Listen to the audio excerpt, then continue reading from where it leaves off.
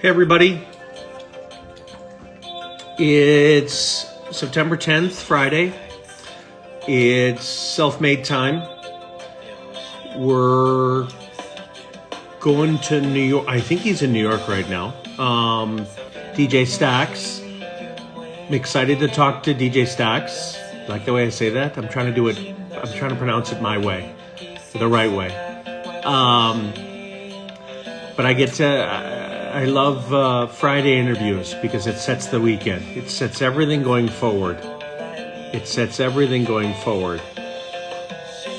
Shout out to my friend Rick Ross on his book, Perfect Day to Boss Up. For those of you, check it out, please.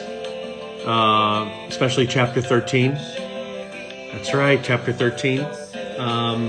Shout out to Lil Omi for doing an interview with Ross in Africa.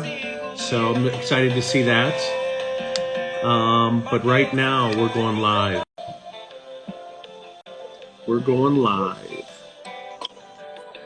What's up, my friend? What's going on, brother? How are you? All is well, man. How's everything with you? Where are you right now? I'm in New York. Oh, sweet. So I'm in Chicago. Happy Friday. Happy Friday. So we can get going. For your fans to know who the hell I am, I own a liquor company. I own Bel Air, BUMBU, McQueen, Vion. I got some past brands, Ace and Doucet. I started this series called Self-Made a few years ago. And I've gotten to interview hundreds of people in music, entertainment, business. But I focus in on what I call self-made, which is the up and coming side. If I'm talking to you, it means you've done it, but it wasn't easy, and everyone always assumes it's easy. You know what I mean? Correct.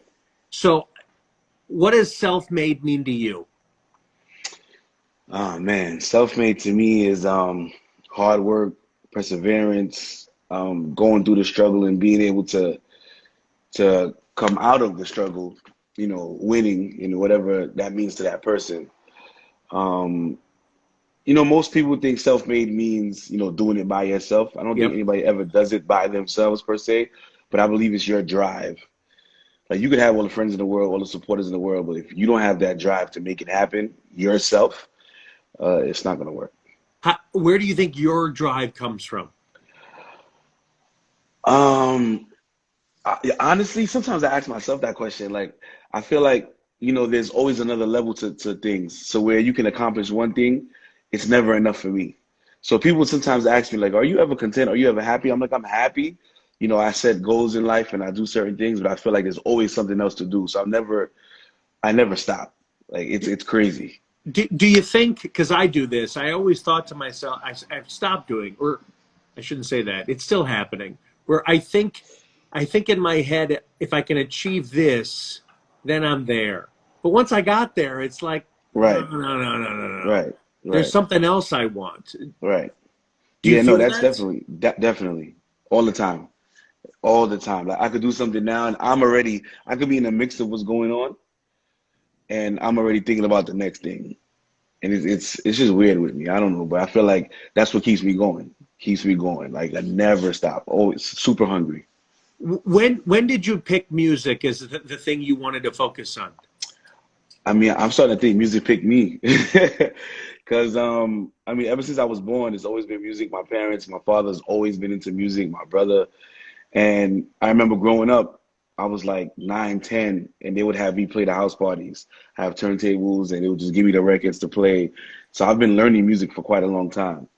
And growing up between Brooklyn and Queens, it was like, Brooklyn is the Mecca of the Caribbean, and Queens at the time, with people I was around, it was a lot of hip hop.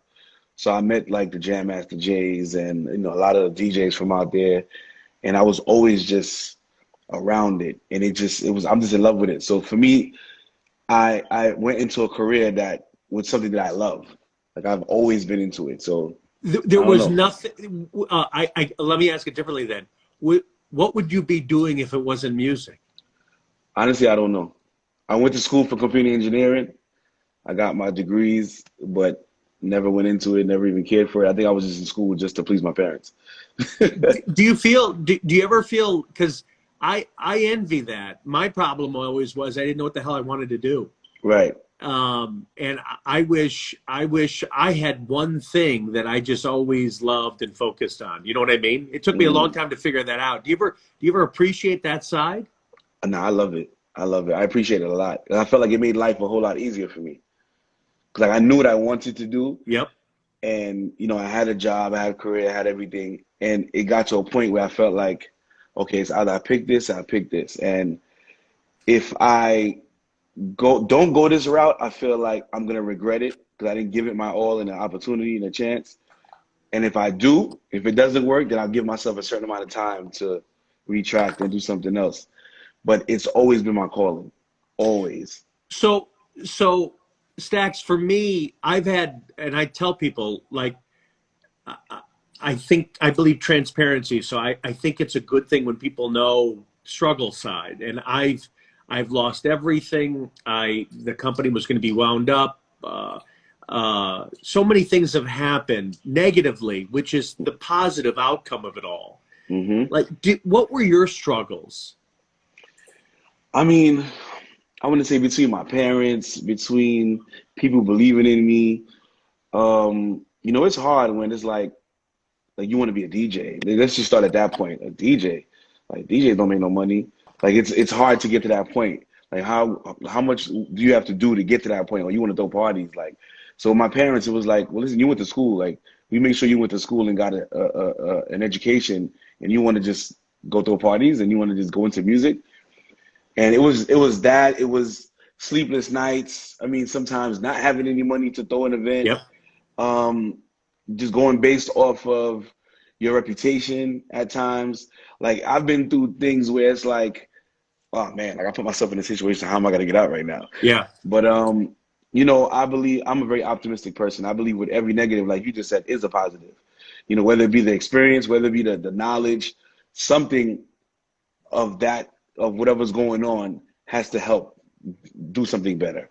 That's always how I feel. Do you remember? Because I have them. I know a bunch of the moments. Do you remember kind of the first moment where you're like, "Shit, this is working. Being a DJ is working." What's funny is that yeah, I remember I did it's one year I did it was 2006 maybe, and I did my birthday party at this club called Jumbala in Brooklyn. And my parents were there. My parents are complaining, oh, you want to go to nightlife this, nightlife that. And I made a great amount of money to the point where I came home that night and after counting money and doing whatever I had to do, and I gave my parents like I think it was like $10,000. So they looked at me like, hold up, you can make this kind of money in a party? And I'm like, yeah. I mean, this is a great night. So it went from them complaining about stats, Yep. you're going out and you're Yep. doing this to so when's the next party? Why are you home right now? Like what's going Yep. on? Well, I saw your face on a flyer at the train station.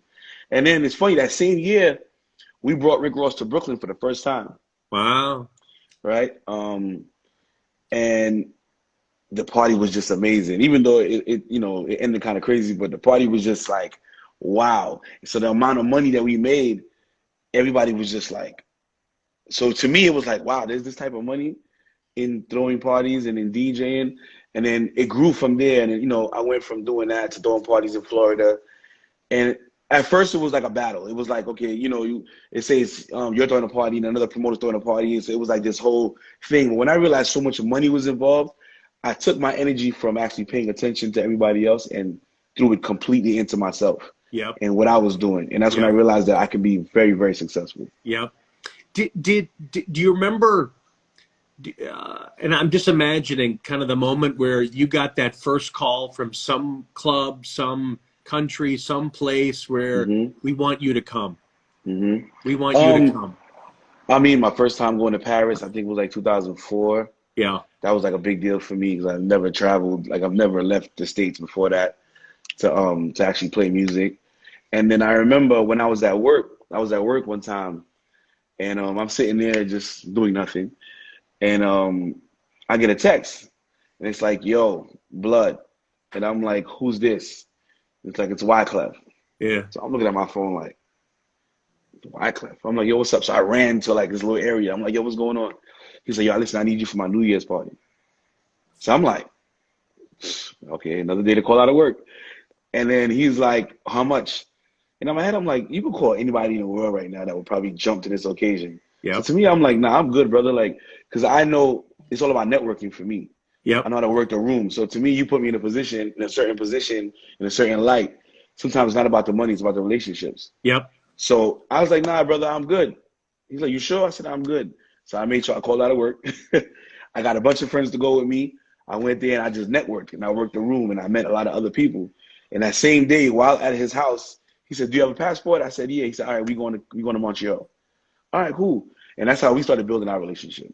So yeah, man, I remember those phone calls. Those it's like, damn, I'm about to lose my job, but all right. So, how do you learn? How do you learn the network side? Like, just basic to me, you're betting on yourself. You're betting what I'm giving up now is going to hmm parlay into something much bigger. How do hmm you learn that? Um, I don't know. It just happened with me. It just happened. It was just like, just take this chance and if you believe in yourself and you believe that your brand is that lit. Pardon me, I'm having a little Oh, drink. I'll bumbo you all day long. Cheers. Cheers, cheers. I believe that nobody's ever gonna believe in yourself more than yourself. So just take that chance. And I mean, if you were to fail per se, you just analyze the situation and do it again. Because I know people that have been in worse situations than me. So who am I not to try? Who were your some of the your peers that you looked up to in the space? I mean, in my space, I want to say it was DJs. It was DJs. We have like DJs like let's say the Mr. C's of the world, the Steely Bashment, the DJ Clues, like in my space and the people that Yep. I was kind of like able to interact with. The Stone Loves. Stone Love is a big reggae sound. Um, and when it came to artists, I mean, we all had artists that we looked up to. Like I look up to like a Jay-Z, and because you could see lifestyle before, lifestyle after what he's been through. They tell you the stories. And a couple other people, of course, like my pops, I've seen the struggle. So to me, it wasn't about what you were doing per se. It was just kind of like how you were doing it because we How could you? use Yep. experiences from everybody in everybody's lives to work in yours. Yep. They could have been in something totally different. Talk about Haiti. Talk about the Caribbean. Talk about music. How does that influence kind of how you roll? Um, as far as what? What do you mean? In what aspect? Uh, what you want to play, how you want to be perceived. Because there's so many. Again, it's to me everything is carving out a niche. Even Mm-hmm. my Mm-hmm. brands, I'm carving out a niche. I'm playing in a certain space. Mm-hmm. It to me. So to me, I think if everyone's background is kind of setting the tone of how they're going to move going forward and how do you Mm-hmm. expand from there. Using Jay-Z as an example, it's like you said Correct. early Correct. on, he did certain things. You see him move and he's changing. He's going to Right. something else. Right. With me, both my parents are Haitian. Yep. And my father was heavy into Haitian music, but then my brother was heavy into dancehall, and my cousins were heavy into hip hop. So I don't know. Growing up, in the people around me were like back then, especially back then, it was like this big thing where nobody wanted to claim they were Haitian at the time. And I think I came into the tail end of that era. I never saw a problem with it, so I always had my flag. I always represent Haiti, and people used to be like, "Yo, why you represent Haiti so hard?" And I'm like, "I don't see a big deal." Then you have Clef doing his thing, and definitely looked up to Clef as well. And it was just like, all right, I started to grow this thing of like, I have to represent my culture, but I don't want to get stuck in that box. Yep. So, what I started doing is, and I grew up, it was a lot of dancehall, a lot of hip hop, but I realized that a lot of compa, what we call it, the Haitian music, wasn't really being played in the general market. Yep. So people started knowing me for, okay, Stax plays dancehall and plays hip hop, and he's coming through, and he's growing his crowd and everything. But I would always throw compa in there. Every so often, I would try it. And I got that from, to be honest with you, I got that that strength from one of my good friends named On Track Disco. On Track and Pretty Posse. It's two, they're like DJ sounds. And I would go to a party and they'd be like, Stacks, I need you to play compa. And I'm like, what? Like, I'm in the middle of a hip hop crowd. Like, you trying to kill me? They're like, listen, you're not gonna know who's who until you touch the waters and test it out. I go, okay. So I could be in the middle of a party and I'll throw a compa track and the crowd just erupts. Wow. And I'm like, wow. So the confidence came from them knowing, okay, Stacks, we know you're talented, but push the button, like push the envelope. So they gave me the like, yo, listen, we on the other side and I'm telling you it's gonna work. Okay. So my good friend Pee Wee, Q Club days. I want to say more so Club A days in Queens. Stacks, yo, listen, you got it. All right, cool. On Track in Brooklyn, Temptations, you got it. Stevie Bashman, they're like, yo, just do it. So once I started doing it now, I started becoming known for it. Then I started becoming that guy that represents the culture. Like, okay, Stacks is representing the culture, but not just in the culture. Because I feel like it's one thing to represent the culture in the culture, but you're in the same circle. You just run in circles. Yep. But you're representing the culture to the same people that listen to it. It's cool. But when you take it to another level and represent outside the culture, that's You're where, to me, it expanding makes it. sense. Correct. That's when you're expanding it. So now I started getting booked for different places and certain things. And then the earthquake happened. And then it's like I almost became just a Haitian DJ again. Because now everybody's like, oh, Haiti, blah, blah. Stacks, come do a 20-minute set. And I'm like, but a 20-minute set won't work in here. Yeah. So then it's like I had to backtrack again and kind of prove myself again. So that was one of my struggles as well, is You fighting my way out that box. you get put into a lane and you got to get out of that. That's not what. And to me, it's like music is universal. Yep. So I never wanted to be, and it's hard because it's like people want to put me in the Haitian box, and I tell people, listen, I'm not a Haitian DJ. I'm a DJ that's Haitian, that represents the culture. So don't get it twisted. You know, I do the dance hall, I do the dub plates and the specials, and I do the hip hop, and so it's hard for me. It's harder for me because everybody has a particular lane. Like you may have a particular lane, and people might put you in a particular box. People put me in this box, and it's like, okay, what does he specialize in? Okay, what is he? And it's like, even me, sometimes I'm like, I mean, I don't necessarily have a particular specialization. I play everything. Yep. I want to be known as that international dude, that's where the International Club King came to part. Because they used to call me the Haitian King. Yep. But I started feeling like that put me in a box. That put me in a box. As much as I love the culture, and yeah, I'm the Haitian King of New York, and da-da-da, I felt like that put me in a box. I didn't want to be in that box no more. So I stopped using the Haitian King of New York part and the Haitian King part, even though everybody knows me as such, because Clef labeled me that. But now it's like, no, I want to be the International Club King. I want to be known that I can rock in any club, any stadium. It's like that. Going to Paris, going to Japan, going all these places, do you want to interject other music into it just to get that reaction, to see how people respond? You know what I mean? Most definitely. A DJ's job, one, is to break music. Yeah. Period. I don't think you should be afraid to play something. And if it doesn't work, shift it around. I think that's where if a person has personality and you can talk to the crowd and animate and do all that stuff, you can fix that. I can play a record, and if the record doesn't work and I say something and get a different reaction and then go back to something I know that works. Yeah. There shouldn't be a fear of that. So that's me. I'm never afraid of playing compa or what we call rabodai or raga, or even doing a blend. Like I've done blends where I put a hip hop on a compa beat or compa on a hip hop beat just to merge the worlds and see, because people just want to dance. Most of the things we listen to, sometimes you can listen to, you in your car, listening to, it could be reggaeton, it could be anything. You don't know what they're saying, but it's a vibe. Yeah. You know what I mean? Like to me, I could say that I'm an old school hip hop lover. Yeah. Where to me that there's actually essence, and they're talking about something. It's two different worlds. Where newer hip hop, for the most part, some of the new hip hop, you could sit back and sometimes say, "Yo, what are he saying right now? Like, what are you talking about?" But it's a vibe. So you have to know how to open up your mind and just go with the flow. What's next for you? Do you have accomplishments that you want to achieve next? Yes. To me, honestly, I feel like, DJing is a lane, and it's a dope lane, and it's like you on the I-95 and there's exits. So now you got to pick your exit now. So to me, it's like I want to get into the production world and making music. I want to have a record with a Rick featuring a Rick Ross and do a production with a Khaled and with a Wyclef and people of that nature. And I also want to do like one of my things is doing traveling events. So I do like this thing called Miami Takeover. And with Miami Takeover, it's like a lot of people from New York, from the tri-state, from everywhere. We fly to Miami and we just party. Anybody has a great time.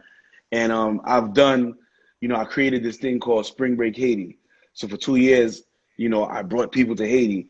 And it was like I showed the world that you can come and party in Haiti. Yep. It's not what you think. Don't get me wrong. Everybody has their trials and tribulations. But so to me, I want to take that to a different level and move that around the world. Like I want to be able to go to Trinidad and Jamaica and even a Russia, Australia. I don't care.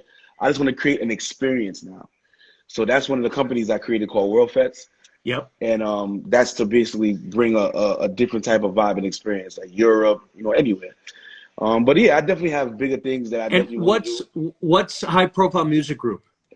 High Profile Music Group, it started as just High Profile International. So, in our world, in the music world, especially in the Caribbean, everybody has a sound. So sound is like a group of DJs. Whether you're an MC, just playing music. So that's what it started off as, part of the culture. But what I brought HPMG to be now, that's the beginning of like a Bad Boy Records or Rockefeller. I want that to be like the record label, that energy. I want it to be that. So where we have, producers, we have DJs, we have artists, we have photographers, videographers. I want that to be the company that broadens everything. So that's what that is to me. Can you see DJs today still break music, break artists? Maybe not in the same fashion it used to be, but the influence that you can have still on music in terms of new artists, new music. Yes, because yes and no. I say yes. I say no first because the internet I think is first now. Yep. That's the internet is pretty much in front of everything. But the internet doesn't give you a feeling. Yeah. It's just playing music. Yeah. When you're in a spot, the DJ is what controls kind of like your emotions. Like I can play R&B now and make you feel a certain way and make you think about this, and then I could play Onyx, like I could play something Annie Up, and so I'm able to shift how you feel. So if there's a brand new record done the right way and broken the right way, you can make it work. You could, and you're gonna think like, damn, oh, Stax is the one that. Oh, Brett told me about this record, and Brett was so emotional about it. He was on this live, and he was like, "Yo, this record is crazy." So that's what people feed off of. Yep. So give me, because I love. I'll be in an Uber car and ask who. Give me 3 artists that I've never heard of that you love, and I'll never forget this. And the 3 artists, I'll give you 3 names who I ended up doing self-mades with because of that. So one was G Herbo. Oh, wow. Okay. One was a Boogie with the Hoodie. Oh, wow. And the third one was Ski Master Slump God. Okay. But 3 never heard of them. I asked my team about them. No one ever heard of them. And I wanted to, to me, they're just people listening to music. Who would be 3 names that the up and coming that you think are going to be big? That you love?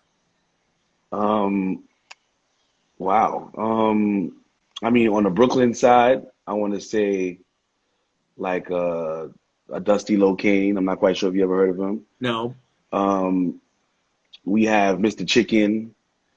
I don't know if you've ever heard of him either. No. I mean, we have Capella. I mean, we have a few artists in New York right now that are buzzing. And, I always feel like it's my job to help them, not necessarily them needing my help per se, or even having a conversation with me. But I just feel like it's my job to, if I like something, I feel like it's dope to just bring it to the world. So, I mean, those are 3 artists that you could check out. And, I mean, there's a lot. Like I have a list of artists that I usually go through. And I like to listen to new music. So I'll just try new things and see what works. And sometimes I try it in the club, sometimes I don't. I mean, you have Money Making Sunny out of Long Island, dope artists. You have Fab. You have it's a few. There's a few. I could definitely send you some names. I'm all about new. So this You got Bills in out of New York as well. Like right now, the chat is going crazy. I love Definitely it. got yeah, That's good. But it's interesting. Everyone you're saying is East Coast, New York. Everyone's New right, York. right. Is that your first and foremost love? Yeah, always, man, always. I mean, music is my love, but New York for sure. It's always going to be New York. I'm from Brooklyn. Um, it's always going to be that. But I listen to everybody. I don't. I'm not. Yep. I'm not the kind of person that's like one-sided or nothing like that. I listen to everybody. There's a lot of artists on the West Coast too. Like, and that's why I like Rolling Loud so much. Like I say Rolling Loud particularly because I've been there, performed, and Rolling Loud to me is always like a wow. Like who is this person? Like who? And there's another one. I think Palooza or something like Yeah. that. I was looking into that, and I think that happened in Chicago, right? Chicago. Yeah. Yeah. Right. So I watch those shows, and I go to those shows, Made in America. I go to certain places, and because I know there's a lot of new talent that they're Yeah. exposing. It's not just the same, artists that you hear all the time, and et cetera, et cetera. Nothing wrong with that, but yeah, man, I'm definitely into that. I'm a huge fan of African artists. Oh yeah, Do oh you, yeah, what thoughts on Afrobeat and oh all the other man, music coming out? Afrobeats is just beautiful, and I like the transitioning of music because I feel like this is the first time in a long time that we're in this space that everything works. Yep. When I say that, meaning at one point you couldn't have reggae and dancehall and soca together. It's very rare, especially in New York. So you have a soca party or a dancehall party. Now you have Yep. dancehall people listening to soca. Afrobeats came and just started merging everything. Compa now is just so everything is just like pretty much becoming one.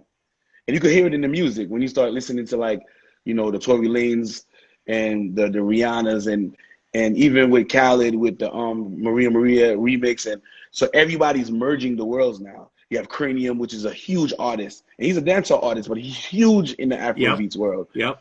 You know what I'm saying? So you have Conscience, you have all these artists that are like mixing things up. Like we have Haitian artists called like a band called Kai. We have Kai that's doing an amazing job and just dropped the album and it's merging the worlds. Afrobeats. So now it's like Afrobeats, Afro compa, Afro this, Afro that. So I love it. I love it. Um, when are we going to hear you with your own song, with your own beats? When's it going to happen? I'm trying. I'm trying to put the pieces together.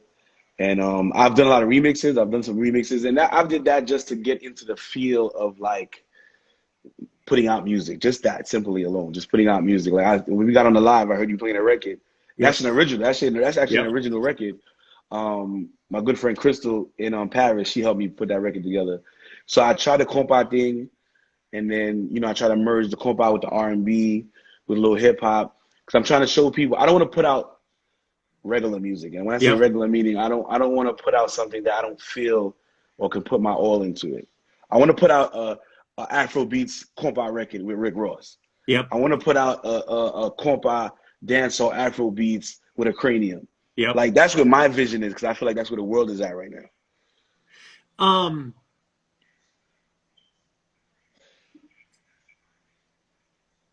how did Labor Day go over on the bottle seating? Labor Day has been very interesting. For the past 2 years, we've had no Eastern Parkway, Yep. no parades. But I literally had the biggest events on my side, Yep. the biggest events for the weekend. And it was dope. It was dope. It was super dope. It was super dope. It was I don't know, it's crazy because it's like now you start because there's no parade, everybody's kind of looking for things to do. So Yep. the worlds merge even more. Yep. And that's kind of how we came out with the influencer box, which I believe that you got a box, right? Yep. Yeah, the influencer box is pretty dope. I don't know if you want to show yours. Should I show mine? You want to show Yeah, yours? show it. Show it. So we did a collaboration, and before I show you the box, we did a collaboration. We chose BUMBU to do the collaboration because we felt like, and I see Rick Ross represent BUMBU, and I've actually seen BUMBU for quite a while. I've actually been seeing it for quite a while, and I love the design of the bottle. So I'm gonna show you the bottle right here. Thank you. All right, Thank for you. all who don't know what Number one premium rum in the world. #1 premium rum in the world, right? So, and also we have, in conjunction, I'm gonna say, we have the Vion right Vion. here, There you right? The go. Vion, Vion. Thank you. you know, Thank you. and nobody who It's wants to pronounce it is Vallon, but you want Vion, you know what I mean? Vion. I like to say, some people like to say villain, which is just The as villain? good. No, no, no, we're not gonna do that. So, we did a box, right? So this is the box, ladies and gentlemen. This is It's the box right here. gorgeous.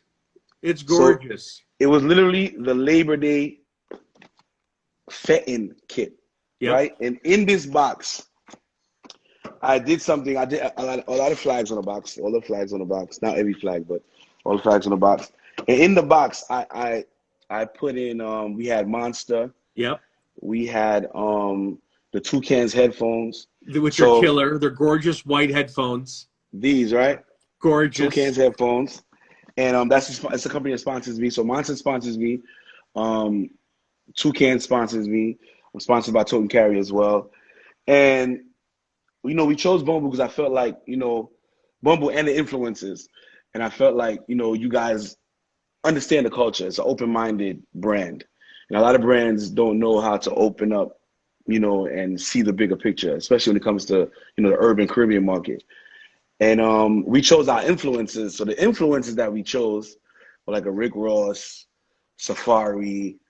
I had Kai, a Richard Cave from Kai, Yep. yourself, Tanya from Audio Mag. Like we have a broad amount of influences that we made sure, Wyclef, that we made sure, Major Hype, I'm just thinking about him going off, that we made sure got the boxes because we believe that and we know that they know what, excuse me, they know what Labor Day means to the Caribbean. Yep. And they know what it means to be able to represent your culture.